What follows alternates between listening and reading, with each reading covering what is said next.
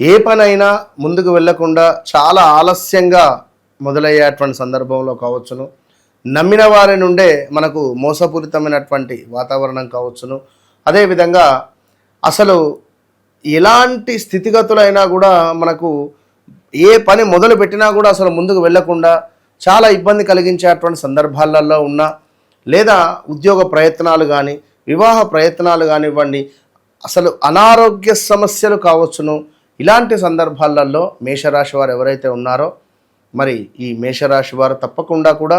మీరు కొంత గోధుమ పిండి, గోధుమ రవ్వ, అదేవిధంగా ఒక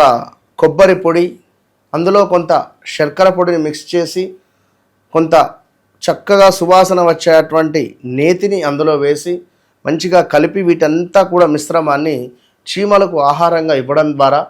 మీకు అద్భుతమైనటువంటి రాజయోగము, అద్భుతమైనటువంటి ఫలితాలు కనబడుతుంది. ఏది ఏమైనప్పటికీ కూడా వ్యక్తిగత జాతక రీత్యా నడిచే దశ అంతర్దశలలో